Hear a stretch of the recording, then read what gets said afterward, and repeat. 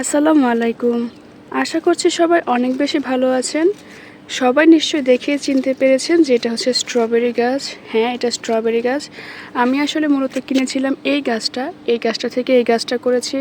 তারপরে এদিকে আরও অনেকগুলো গাছ আছে, ভাবছি যে এগুলোকে আর আলাদা আলাদা করে লাগাবো না, বড় একটা কিছুর মধ্যে পাত্রের মধ্যে একসাথে লাগাবো।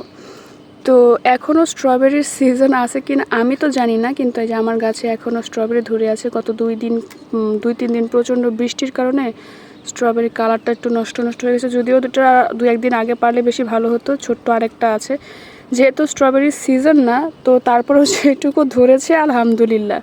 তো স্ট্রবেরিটা আমি আর সাইফ এখন খাবো। আর শুনেছি কি, মানে আমি তো এত এরকম সাইজের স্ট্রবেরি খাইনি, আমি খেয়েছিলাম ছোটো ছোটো, ওগুলো বেশ মজাই ছিল, মিষ্টি ছিল।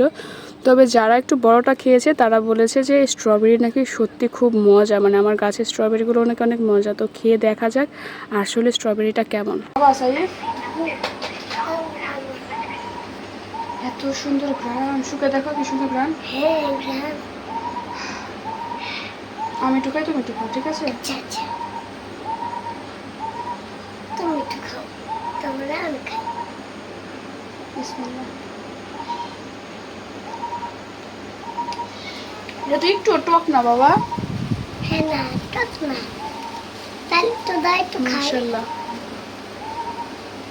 বুঝা যায় না কেন? বুঝা যায় না।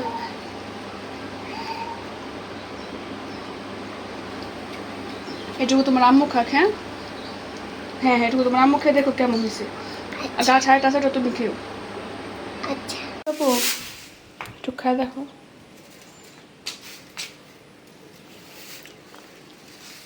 মিষ্টি না?